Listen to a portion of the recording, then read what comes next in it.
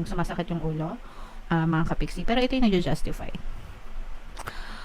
For some of you guys, ito yung reason kung bakit broken-hearted kayo kasi nag-aaway kayo, marami kayong disappointments, marami kayong sakit ng ulo, no, literal, dun sa person nyo, mga kapiksi. Pero, ang nararamdaman ko dito, for some of you, is parang unti-unti na kayo naka-move on from the heartache. Nararamdaman natin guys na mahal nyo pa yung person nyo, no?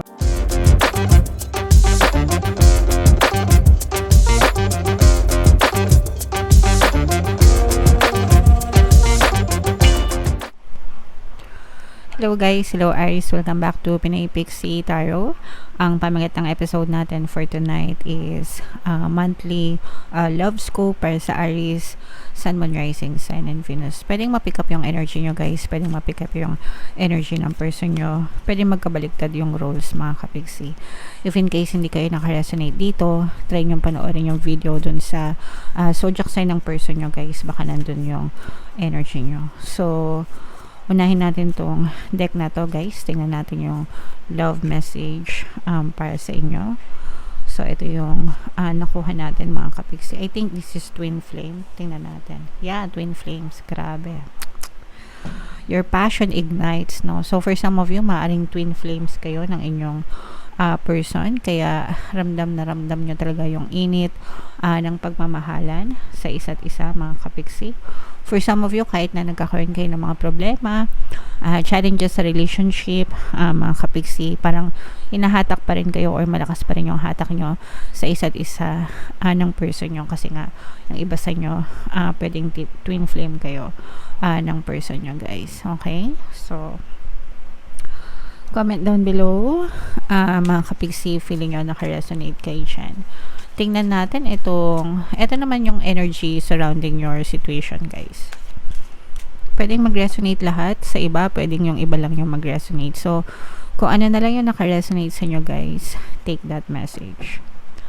So not today, for some of you parang nag-iiwasan kayo. It's either umiiwas ka sa kanya or umiiwas siya sa'yo, mga kapiksi. Pwedeng in a relationship pa kayo pero hindi na kayo parang hindi kayo nag-uusap or baka nagkakaroon kayo ng problema sa relationship nyo. At saka yung iba parang paulit-ulit na iniiwasan yung pakikipag-usap dun sa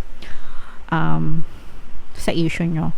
Pwedeng din, no, parang naka-experience na kayo ng cold treatment. So pwedeng nanlalamig siya sa inyo or baka nanlalamig ka na sa kanya, no? Again, no, pag sa relationship pwedeng magkabaliktad mga kapiksi. So in short, parang nag-iiwasan, nagkakalamigan, nag-iiwasan, nagkakasakitan. Nag-iiwasan dahil nagkakasakitan mga kapiksi. Okay? Alright. What else guys? Tingnan pa natin. Ayan, no, heartbroken. Broken-hearted, nag-iiwasan, emotional pain. May nasaktan, pwedeng nasaktan ka, nasaktan siya, pwedeng parehas kayo nasasaktan, mga kapiksi dahil sa nangyayari dun sa relationship nyo. For some of you, pwedeng break na kayo, hindi pa kayo nag-heal, hindi na kayo nagkausap, or parang on the verge of breaking up. Parang feeling nyo, yung iba sa nyo, parang feeling nyo, dun na papunta yung relationship nyo. Dun sa pwedeng mag-break kayo anytime. Pero parang hindi nyo bring up kasi yung iba, parang feeling ko, natatakot kayo na i-bring up yung ganong klaseng topic kasi the moment na i-bring up nyo yun, parang bigla na lang makikipag-break yung person nyo. Guys. Pero yung iba sa nyo, kahit nagbe-break, parang feeling ko ganun na. Parang nasa ghosted stage na kayo. No? Hindi lang formal. Pero ghosted na kasi nga hindi nag-uusap.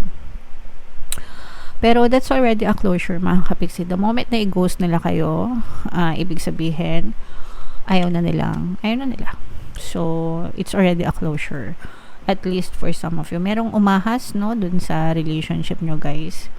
May sumira, may umahas, pwedeng third party, mga kapiksi, na naging dahilan kung ba't kayo nagkahiwalay or naging dahilan ng panlalamig nyo sa isa't isa, guys. Okay? So, comment down below, mga kapiksi, if naka-resonate kayo. Guys, again, hindi to lahat magre-resonate sa lahat, no? Huwag yung pagbintangan yung mga jowa nyo. Kung wala. Yung iba pinagbibintangan yung mga jowa nila, no? So, kung wala, wala. Kung hindi, hindi. Pero kung ito na yung nangyayari sa inyo, and yeah, so this message is for you. Tingnan natin yung ganap sa love life nyo, guys. Shuffle natin to. Habang sinashuffle ko to, panoorin nyo muna yung video natin regarding sa ating paano mag-manifest ng abundance video course. Kapiksi, sawa ka na ba sa mga struggles at hirap sa buhay mo? Masipag ka ba at masikap sa buhay ngunit hindi ka pa rin umaasenso? Ilang beses ka na bang nag-attempt mag-negosyo at mag-invest pero palagi ka pa rin nalulugi? Sa pagkakataon na ito ay maaaring may subconscious beliefs ka na nagiging balakid sa iyong pag-unlad at pagyaman. Introducing, paano mag-manifest ng abundance video course. Dito ay matututunan mo ma-overcome ang mga balakid mo para tuluyan ka ng umunlad, umasenso, sumagana, maging matagumpay, successful at maswerte sa iyong kabuhayan, pera, trabaho, negosyo sa lapi at kaperahan ng bonggang-bongga. Dali, mag-send na ng email sa pinoypixie@gmail.com at simulan na ang iyong pagyaman ngayon. Alright, so sa lahat ng gusto mag-avail ng course, guys, mayroon tayong promo ngayong November. Magbibigay tayo ng free 3-in-1 pampaswerte sa subliminal, guys. So, pampaswerte sa buhay, sa pera, at sa love life. Worth 1,500 yung freebie na yan, guys.